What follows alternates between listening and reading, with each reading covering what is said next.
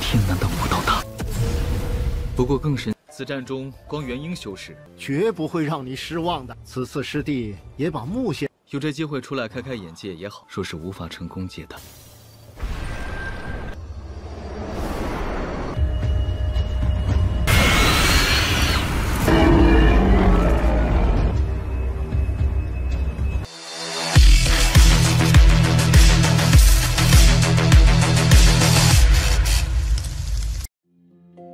Halo semuanya, selamat datang di Ruang Sinema. Bagaimana kabar kalian semua? Semoga selalu sehat dan baik-baik saja. Sesuai jadwal, jadi pada hari ini kita akan kembali melanjutkan series Donghua A Record of Mortal Unity Mortality season keempat episode terbaru. Yang mana ini adalah episode yang ke-43 atau yang ke-167-nya. Namun sebelum kita mulai, lebih baik kita lihat lagi apa saja yang terjadi pada episode sebelumnya. Kemarin Han Li sudah kembali ke sekte, di mana dia mendengar kabar dari para tetua kalau baru-baru ini para tetua sekte hantu telah menyewa sebuah villa yang tak jauh berada di daerah tempat ini, yang sepertinya hal besar akan terjadi di sana. Setelah semua itu, kita dibawa kepada Liu yang baru saja bangun dari pingsannya. Ia pun dibawa ke hadapan Han Li. Di sini Han Li bertanya bagaimana cara dia mendapatkan serangga roh kuno itu. Setelah Liu menjelaskan semuanya, dia pun memohon ampunan agar tidak dihabisi ataupun juga dikembalikan ke sekte pengendali roh. Karena jika hal itu terjadi, maka sudah dipastikan dirinya akan dihabisi. Maka karena itulah Liu memohon agar Han Li dapat menerimanya sebagai murid.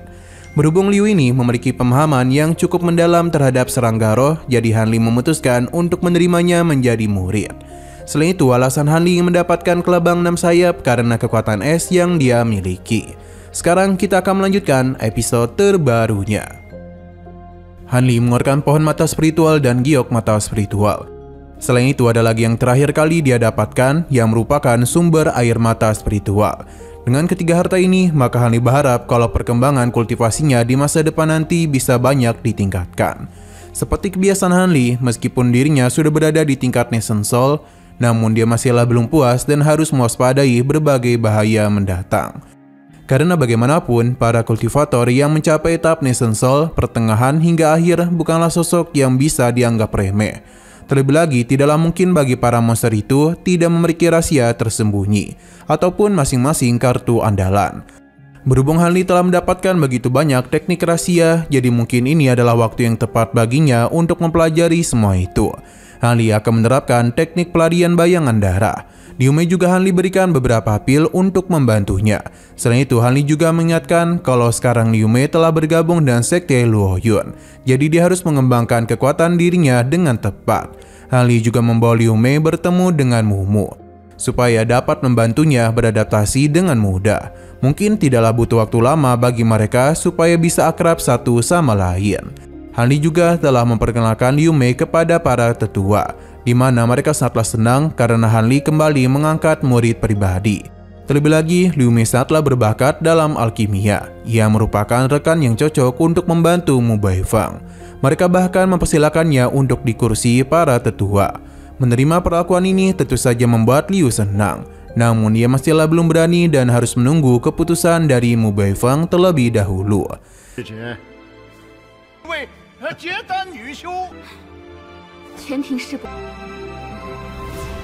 1 tahun kemudian, Yin Yu terlihat sedang menyuruh-nyuruh Suhun untuk merawat pohon mata spiritual. Bahkan dia juga akan memberikannya buah apel agar Suhun mau menjalankan tugasnya. Dengan bantuan cairan dari botol hijau membuat pohon mata spiritual berkembang lebih cepat. Sedangkan Han Li sendiri akan melihat perkembangan dari para serangga pemakan emasnya, di mana kita pun diperlihatkan dengan begitu banyak serangga Han Li yang sudah berkembang biak. Selain itu, dirinya juga telah membentuk armor baru dari para serangganya. Han Li sepertinya cukup puas dengan armor itu. Terlebih lagi, dia mencoba melakukan penyerangan dengan pedang gunturnya, di mana hasilnya sangatlah memuaskan. Pasalnya, tidak ada satupun dari pedangnya yang mampu menggores armor itu. Han Li menjadi tidak heran mengapa ada sosok kuat yang berada di selatan yang terkenal karena menggunakan serangga itu. Pasalnya, para serangga pemakan emas merupakan serangga paling sering Han Li gunakan. Armor ini lebih kuat dibandingkan sebelumnya. Tapi bagi Yin Yu, desainnya agak biasa saja. Jadi dia akan membuatkan desain baru. Yang mana dari gambarnya saja armor itu sangatlah keren. Jadi kedepannya mereka akan memperbarui desain itu. Gambar ini pun diserahkan kepada para serangga pemakan emas.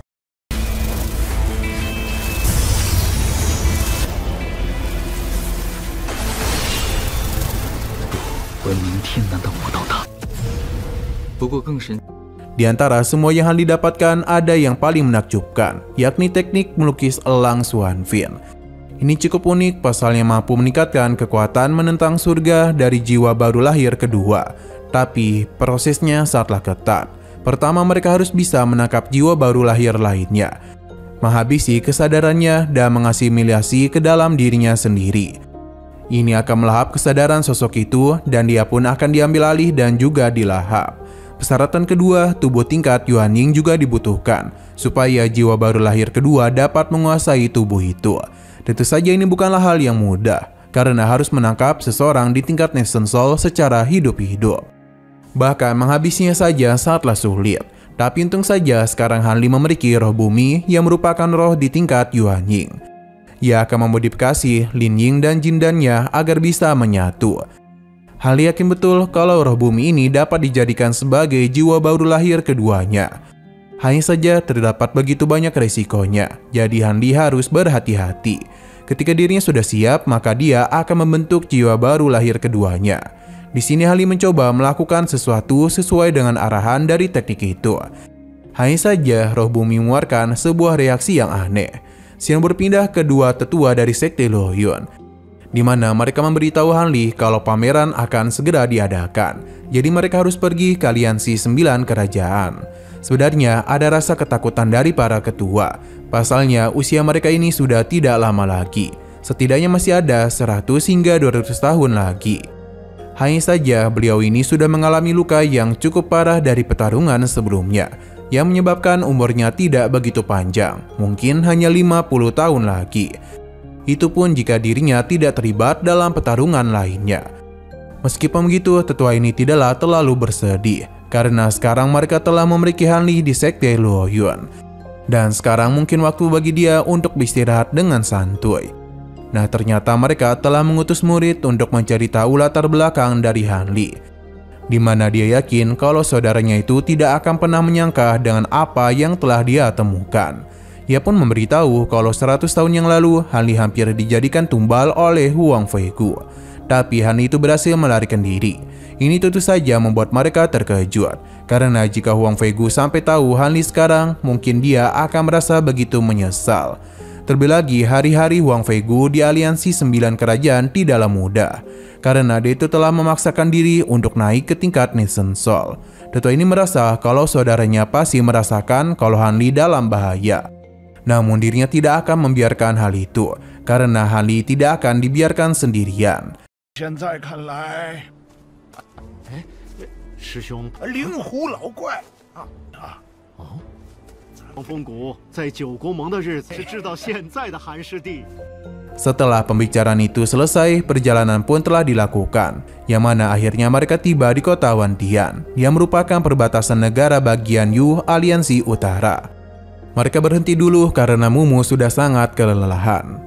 Selanjutnya, tetua ini sudah menyiapkan kapal untuk Han Li dan Mumu. Di sini Han Li tahu betul kalau rute yang diambil oleh tetua Lu merupakan jalur aman demi menghindarkan mereka dari para kekuatan besar. Tidaklah heran mengapa selama perjalanan itu tidak ada gangguan. Lu membenarkan hal itu karena selama bertahun-tahun Cheng sudah bertanggung jawab atas urusan internal sekte, sedangkan dirinya terus melakukan perjalanan. Jadi tidaklah heran dia dapat mengetahui jalur yang aman. Namun dia agak bingung pasalnya pameran dalam sahabat ini malah diadakan ke kota Tiantian. Karena sebelumnya pameran itu dilaksanakan oleh jalur kebenaran dan jalur iblis.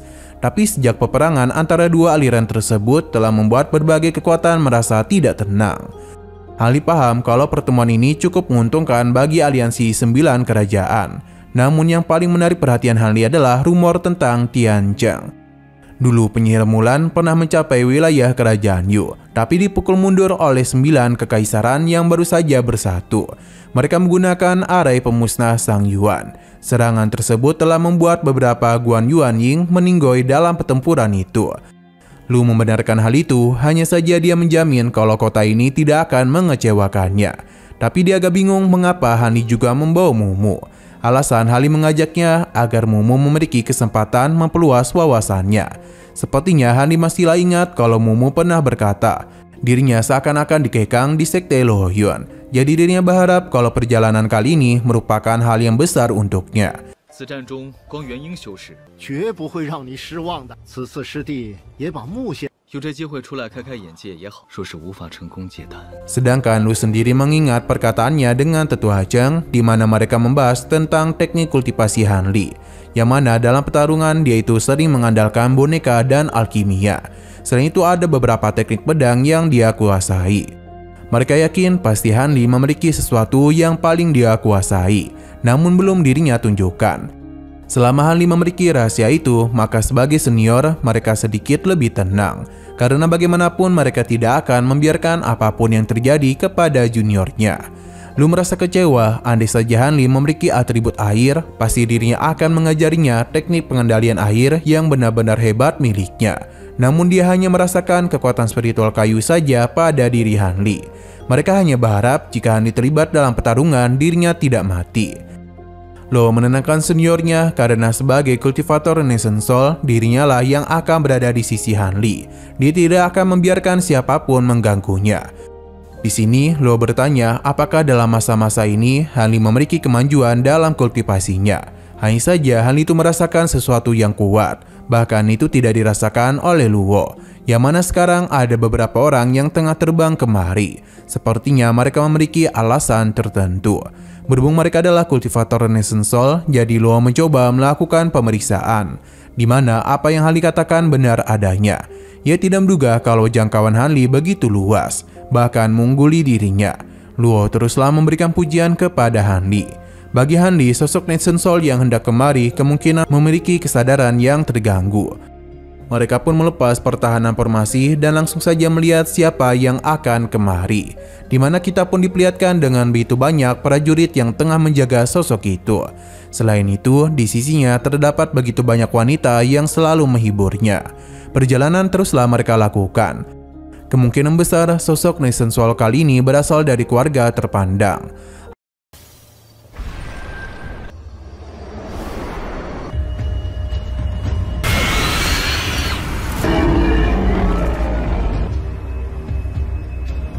Hanli menganggapnya sebagai seorang kaisar yang dilindungi oleh banyak penjaga. Tapi entah kenapa kultivasinya itu ada yang aneh. Sedangkan Luo memanggilnya sebagai Nan Luong Huo. Sepertinya dia itu juga akan menghadiri pertemuan. Luo meminta Hanli untuk tidak berbicara sembarangan karena monster ini sangatlah kuat dan memiliki emosi yang tak stabil. Luo pernah bertemu dengannya, jadi dia akan mencoba untuk mengurus hal itu. Sesaat kemudian pasukan ini pun telah tiba di hadapan mereka. Luo memberikan salam kepadanya dan menanyakan apakah ini Nan Luong Huo. Tidak lupa dirinya juga memperkenalkan dirinya, tapi belum ada sambutan balik dari mereka. Bahkan sosok ini ternyata tidak tahu siapa Luo. Itu sangatlah wajar karena pertemuan mereka pada 300 tahun yang lalu. Luo menjelaskan kalau dia pernah mengikuti Muli dari garis keturunan keluarganya. Yang mana akhirnya dia pun tahu kalau Luo merupakan murid dari Muli. Ia tidak menyangka dia akan menjadi sosok di tingkat Renaissance Soul. Hanya saja gurunya itu telah tiada pada 300 tahun yang lalu. Ia lalu bertanya siapa yang berada di belakang Luo, karena dia itu cukup asing baginya. Luo pun memperkenalkan Hanli dan juga Mumu sebagai selir Hanli. Luo meminta Hanli untuk memberikan salam kepadanya karena Nan Luong merupakan penyelamatnya. Nan Luong cukup tertarik kepada Hanli karena sebagai kultivator Renaissance Soul baru, ia terlihat begitu muda. Ia pun penasaran seberapa hebat kekuatannya dalam spiritual. Nan Luong Huo ingin melihatnya sendiri, di mana ternyata Nan Luong Huo atau Nan Kuko ini berada di tingkat Renaissance Soul tahap menengah atau mungkin lebih tinggi lagi. Di mana dirinya pun mengajak Hanli untuk berduel kekuatan spiritual. 可惜啊，是新加入陆云宗的韩立就是不知道神弟呀，君侯鹰斗法吗？ Tapi sayang sekali lagi seru-serunya, episodenya pun harus bersambung dulu. Namun sebelum kita akhiri, seperti biasa kita akan melihat preview bagian selanjutnya. di mana Nanluong ini menginginkan Mumu untuk menjadi miliknya. Tentu saja Han Li tidak akan membiarkan hal itu terjadi. Maka karena itulah Nanluong memintanya untuk berduel dengannya. Dengan senang hati Han Li pun menerima tantangan itu, di mana mereka berdua akan berduel kekuatan spiritual dari Nation Soul. Baik Han Li maupun Nanluong sudah mengeluarkan kekuatan spiritual mereka, di mana terlihat dengan jelas kalau Han Li sama sekali tidak kesulitan dalam melawannya. Yang kemungkinan besar dia mampu mengimbangi Nanluong atau mungkin bisa menang darinya.